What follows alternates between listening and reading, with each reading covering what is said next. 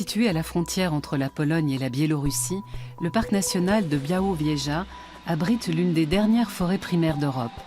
Classé au patrimoine mondial naturel de l'UNESCO, cet espace vierge est pourtant menacé aujourd'hui par une déforestation galopante. Des militants écologistes tentent d'empêcher l'abattage des arbres.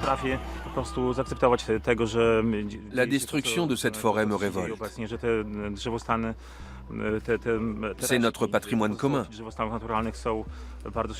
Je ne peux pas assister à sa dévastation sans rien faire.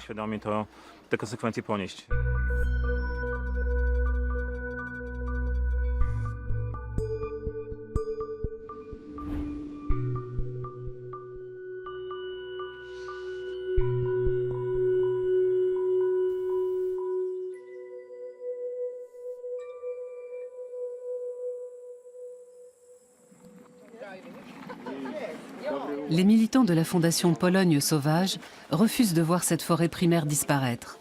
Installés dans un camp à l'orée des bois, ils organisent des opérations de blocage et de protestation. Cette organisation de défense de l'environnement est dirigée par Adam Bordan. Il vient de découvrir l'endroit où les engins forestiers opèrent aujourd'hui. Les militants écologistes se mettent donc en route pour aller entraver l'abattage. Ils mènent ce genre d'action quasi quotidiennement depuis 1 an et demi. En 2016, le gouvernement a en effet triplé les quotas de déboisement. En plus de s'être intensifié, l'abattage s'est aussi étendu à des zones jusque-là préservées. Dans le même temps, des gardes forestiers de toute la Pologne ont été postés dans cette zone naturelle protégée afin de tenir les écologistes à distance. Un véritable jeu du chat et de la souris. Adam a parcouru quelques mètres seulement et déjà on lui barre la route et on relève son identité. Loin d'être découragé, ses camarades et lui cherchent à contourner le barrage. Ils disposent de traceurs GPS professionnels dans lesquels ils ont entré la position des sites d'abattage. Ils ont chargé leurs sacs de victuailles, de vêtements chauds et de tapis de sol afin de pouvoir mener des actions de blocage de plus longue durée si nécessaire.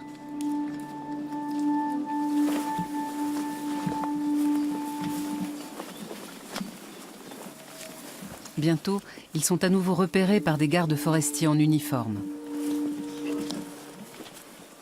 Jurek, oriente ces messieurs, ils se sont perdus.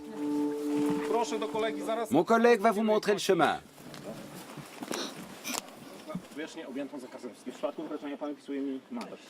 On a déjà pris votre identité à plusieurs reprises et vous persistez à vouloir entrer en zone interdite. Si la zone est interdite, qu'est-ce que vous faites là et où sont vos casques de protection? Les écologistes rebroussent chemin.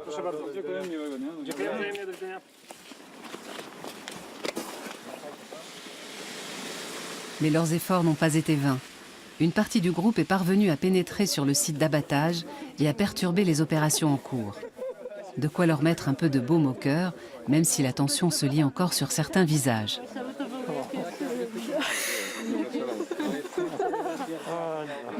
Ils se rassemblent pour enregistrer une déclaration qui sera ensuite postée sur les réseaux sociaux.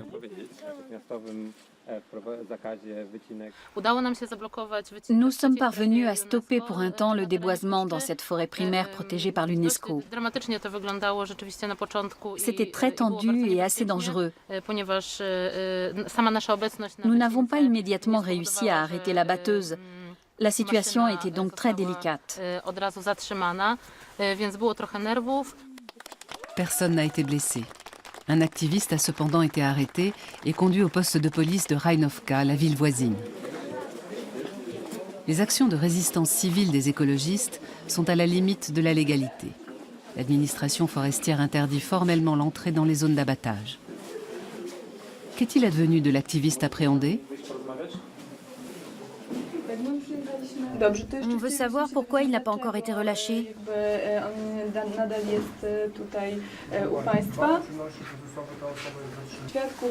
On a assisté à la scène et on peut vous fournir des informations susceptibles de faire avancer votre enquête. Quelques heures plus tard, leur compagnon est relâché. Le parc national de Białowieża est la dernière grande forêt naturelle de basse altitude d'Europe. Certaines zones, restées vierges de toute influence humaine depuis des siècles, abrite un écosystème exceptionnel. On rencontre ici les derniers bisons sauvages d'Europe, mais également des loups, des lynx et des élans, plus de 250 espèces d'oiseaux, des loutres, ainsi que des milliers d'insectes et de coléoptères endémiques. En 1979, cette biodiversité et cette nature intacte ont convaincu l'UNESCO d'inscrire la forêt sur la liste du patrimoine mondial naturel à la demande de la Pologne. Grâce à ce classement, le parc national attire chaque année des milliers de touristes.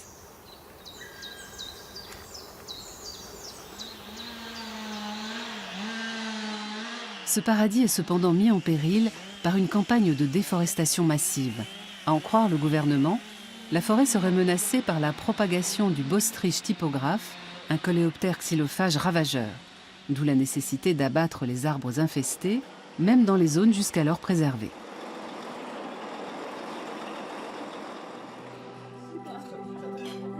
Au camp des écologistes, les militants ne sont pas tous polonais. Certains viennent de République tchèque, d'Allemagne ou de France. Des idéalistes, des étudiants, des universitaires, des artistes, tous bénévoles. Leurs activités sont en partie financées par des dons. Si bon nombre d'entre eux sont ici depuis des mois, d'autres font des séjours de plus courte durée, si bien qu'il y a un fort turnover au sein du groupe.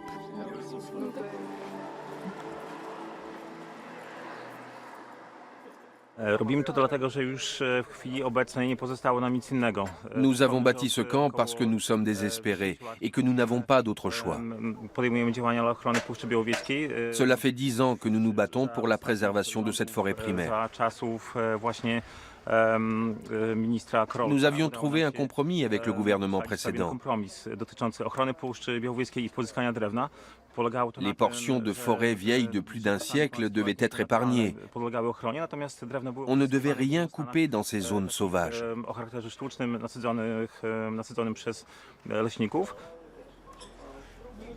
Adam Bordan a 41 ans et il est biologiste. C'est lui qui a fondé Pologne Sauvage il y a 10 ans. Les opérations de résistance que mène l'organisation ne sont pas sans danger. Les conducteurs d'abatteuses n'ont parfois aucun scrupule à repousser les activistes sans ménagement.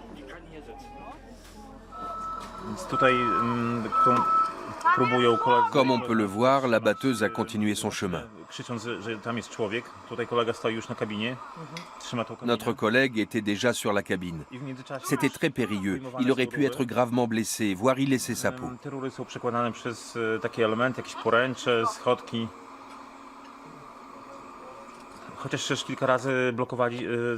Quand on grimpe sur une machine, il faut rapidement s'enchaîner afin de la bloquer au plus vite.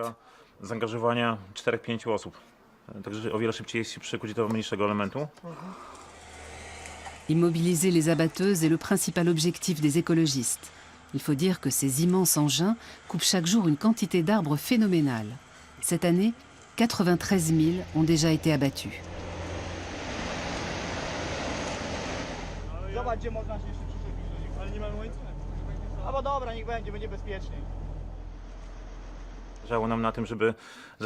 Il fallait stopper rapidement la batteuse, parce qu'on avait entendu que les gardes forestiers étaient déjà en route. On a donc dû s'enchaîner avant qu'ils nous expulsent ou nous arrêtent. On avait l'impression de s'être emparé d'un char en temps de guerre.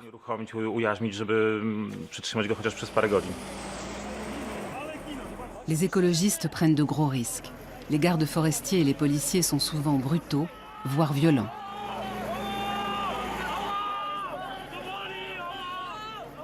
Le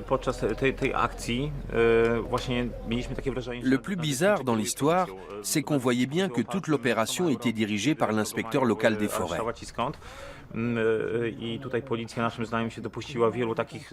C'est lui qui a indiqué à la police les individus à arrêter.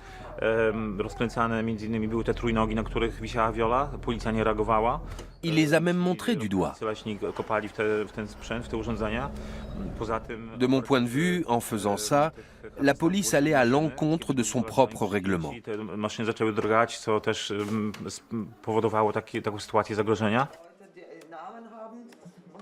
Adam Bordan joue gros. Ce père de 2 enfants ne s'expose pas uniquement à des amendes.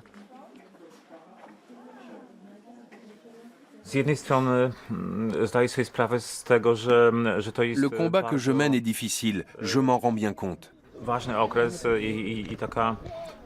Mais il est capital, parce que nos actions peuvent influencer les décisions du ministère de l'Environnement et des instances internationales.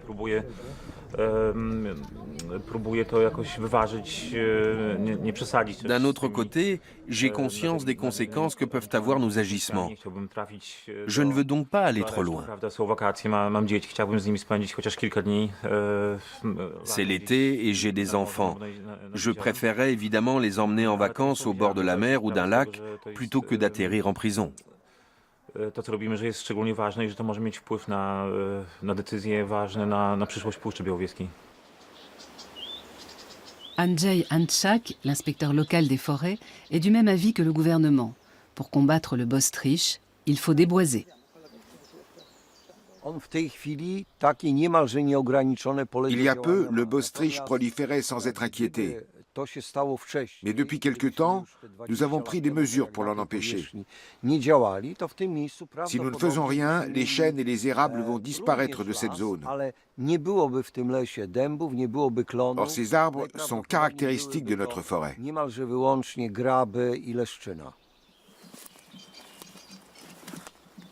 Andrzej veut nous faire voir le pouvoir dévastateur des bostryches.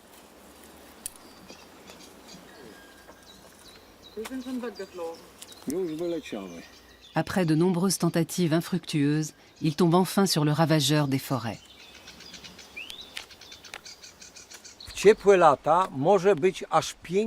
Si l'été est chaud, il peut y avoir jusqu'à 5 générations de coléoptères. La première infeste les arbres mi-avril. La dernière est active jusqu'à la mi-octobre.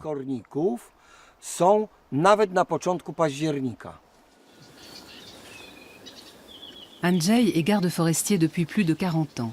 Il ne fait aucun cas des actions des défenseurs de la nature.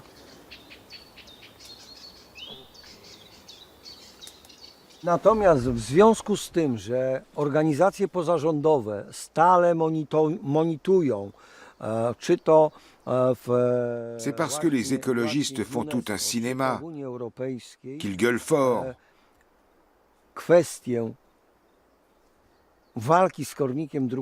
Mais aussi parce que l'UNESCO, tout comme l'Union européenne, nous bombarde de lettres de protestation, que cette question fait tant de bruit.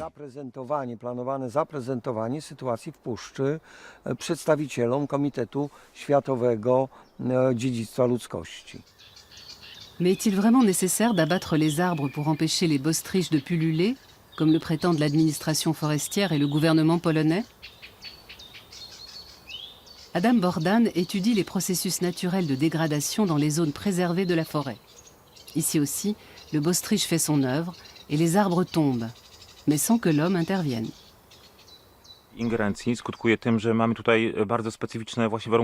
Cette absence d'influence humaine permet une énorme diversité biologique. La nature travaille toute seule.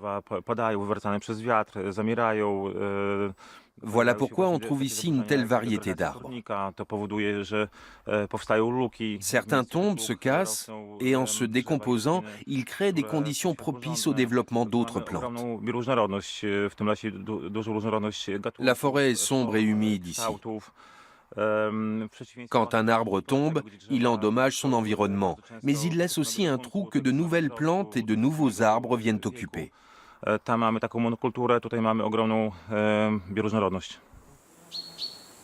Si la forêt vierge fascine Adam Bordan en tant qu'écologiste, elle le passionne également en tant que biologiste spécialisé dans les mousses et les lichens.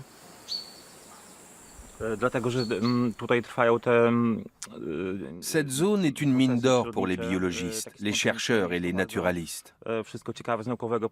Chaque année, on y découvre de nouvelles espèces de plantes. J'ai moi-même trouvé ici des lichens qui avaient disparu ou qu'on ne trouvait pas dans le coin autrefois. Ces découvertes donnent lieu à des centaines de publications et d'articles scientifiques. Quand je détecte une nouvelle espèce, je me sens un peu comme Indiana Jones.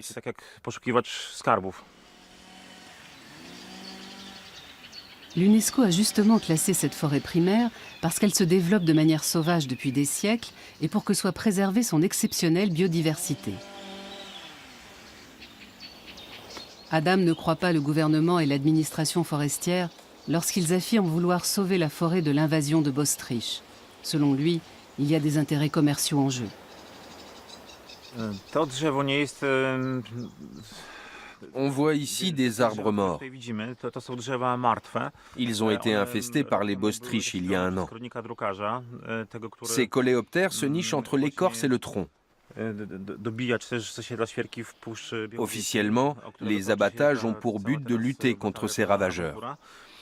Tylko że kornik drukarz zasiedla właśnie warstwę podkorową, korę. Tutaj, Mais si c'était la véritable raison, il faudrait abattre les arbres infectés et s'en débarrasser pour éviter que le reste de la forêt ne soit contaminé. Gdybyśmy chcieli walczyć z kornikiem, zgodnie ze sztuką leśniczą, powinniśmy...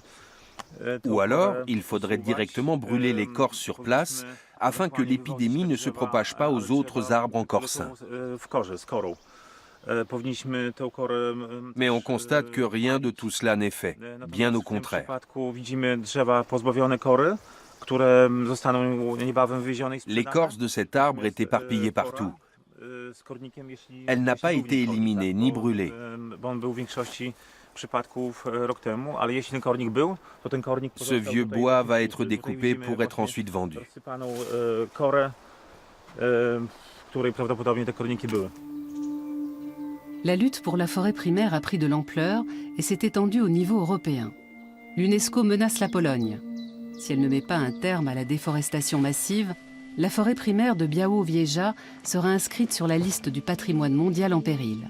De son côté, la Cour de justice de l'Union européenne a ordonné l'arrêt immédiat de l'abattage. Sur place, la tension monte également. Un garde forestier vient de renverser un militant.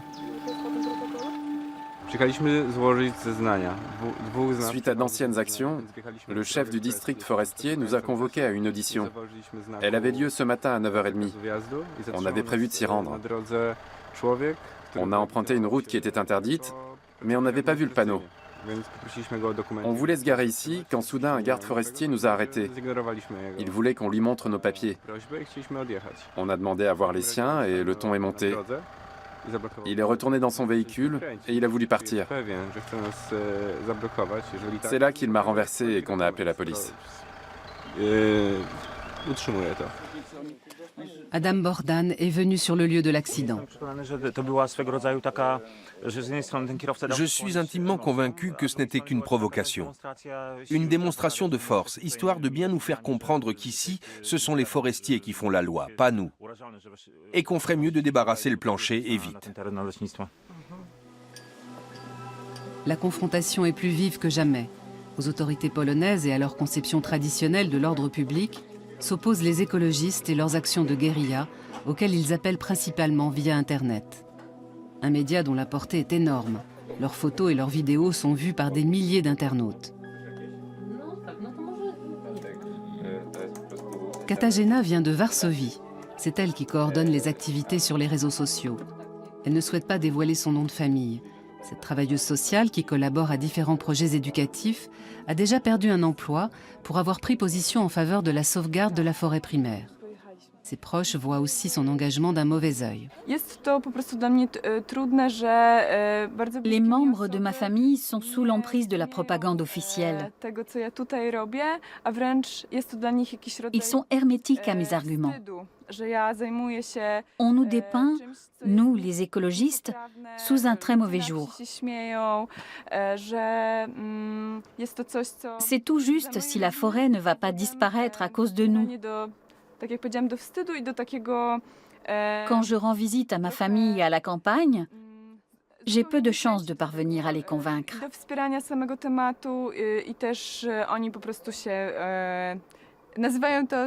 J'ai beau avoir 32 ans et ne plus être une enfant, ils viendraient volontiers me chercher ici pour me ramener à la maison.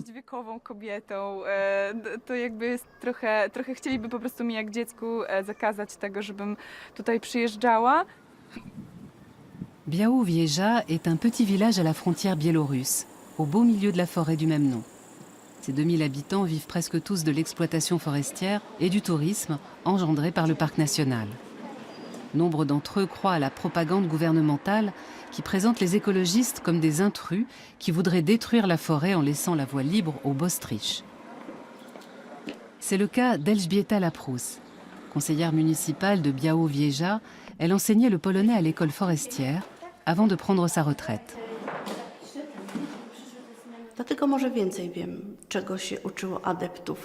J'ai été élevée dans le respect de l'autorité, de la nature et des animaux. Les écologistes qui viennent ici ne respectent rien de tout cela. Ce sont des gens qui vivent en ville, dans leurs barres de béton. Ils ne connaissent strictement rien à la nature, contrairement à nous, les gens du cru. Les menaces de sanctions de l'UNESCO et de l'Union européenne si la Pologne poursuit l'abattage l'indignent au plus haut point.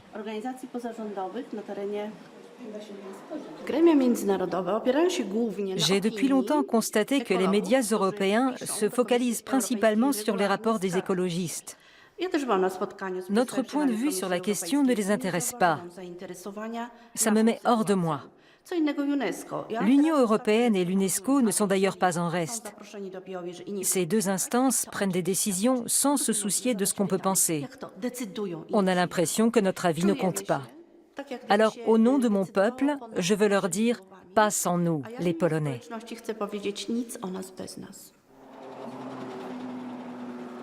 Joanna Lapinska est bibliothécaire. Elle aussi vient de Białowieża. Pour sa part, elle s'est engagée dans la lutte contre l'abattage. Ses camarades et elle sont néanmoins en minorité, car la plupart des habitants du village soutiennent la campagne de déforestation. Il faut dire que dans cette région défavorisée, l'industrie du bois et les scieries sont souvent les seuls à fournir du travail.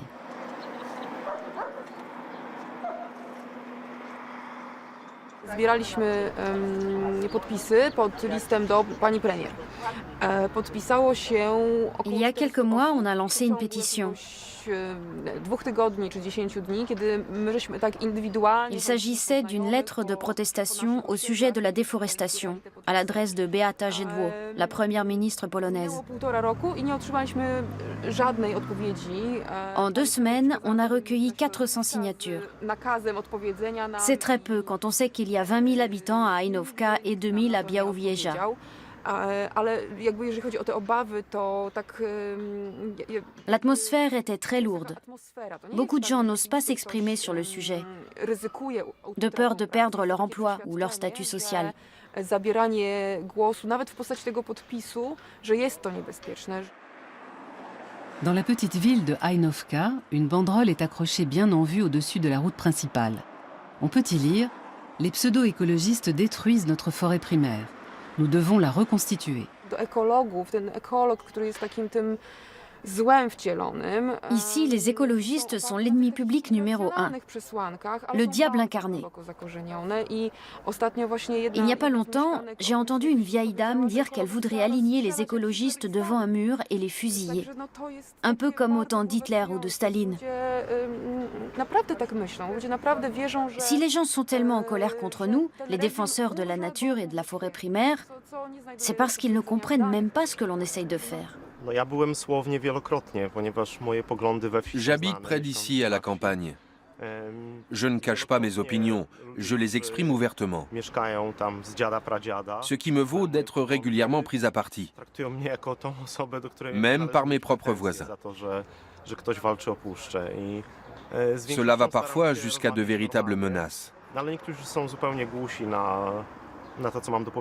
Ils me disent en face que je ferais mieux de déménager, parce que je ne raconte que des bêtises et que je n'ai plus rien à faire au sein de leur communauté.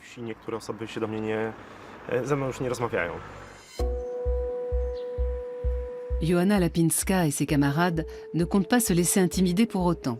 Ils poursuivent le combat, comme Sławek Dron, qui tient un petit café et une boutique de location de vélos pour touristes. Sa famille vit dans le village depuis 6 générations. Il est convaincu qu'il faut arrêter d'abattre des arbres afin que les touristes puissent venir jouir d'une nature intacte. Arkadiusz Szmek, lui, est garde forestier. La gestion des forêts et la lutte contre les ravageurs comme le Bostrich n'ont donc aucun secret pour lui. Comme Adam Bordane, il est persuadé que la déforestation massive n'a qu'une seule raison d'être. De mon point de vue, le triplement des quotas d'abattage est motivé par une seule chose, la politique du profit. Depuis que le gouvernement a changé, elle n'est pas seulement appliquée ici, dans la forêt de Białowieża, mais dans tout le pays. Konrad Tomaszewski, le nouveau directeur des forêts nationales, la met en œuvre partout.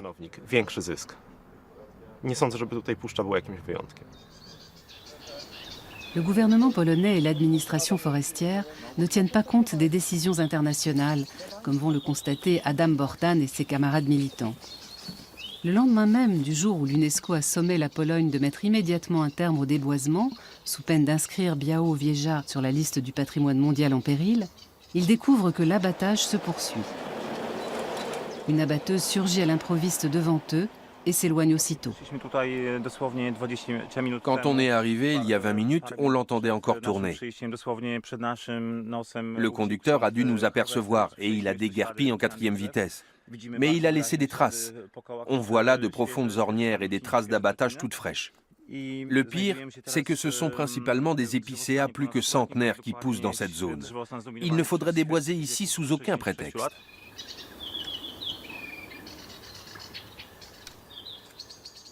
Le ministre de l'Environnement ne prend pas les décisions de l'UNESCO et de la Commission européenne au sérieux. Il ne se préoccupe pas non plus de l'opinion publique polonaise ou internationale. Nous n'avons donc pas d'autre choix que de bloquer les machines. Une nouvelle fois, les militants écologistes ont réussi à prendre les forestiers par surprise. Ayant découvert où leurs engins étaient garés pour la nuit, ils en empêchent la sortie dès le petit matin. Pour compliquer leur évacuation, certains se sont même enchaînés à des fûts en béton.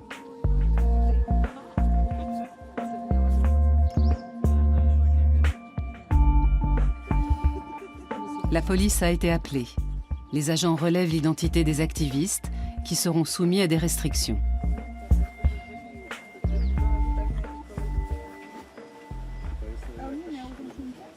W mojej pracy z reguły nie stawiam oporu funkcjonariuszom państwa. Dans la vie de tous les jours, je ne m'oppose pas aux autorités. Mais ce que j'apprends à mes étudiants, c'est que dans ce cas précis, les choses sont différentes. Nous nous opposons au déboisement de la forêt primaire de manière pacifique. Il s'agit uniquement de protester. Nous ne faisons preuve d'aucune agressivité. Mais les policiers doivent aussi faire leur boulot. J'espère simplement qu'ils ne nous brutaliseront pas. Nous, en tout cas, nous sommes non violents et nous le resterons.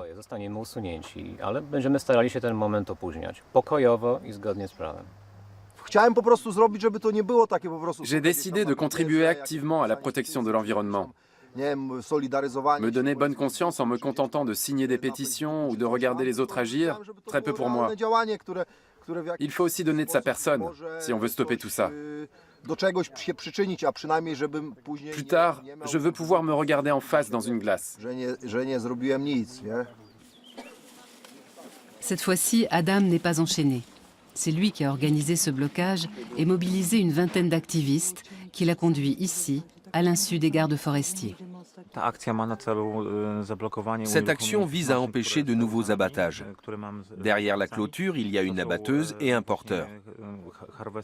La première coupe les arbres, tandis que le second rassemble les troncs abattus, les charge et les évacue. On peut ainsi décimer 200 à 300 arbres par jour, soit autant que toute une brigade forestière en un mois. Un tel blocage vaut donc la peine.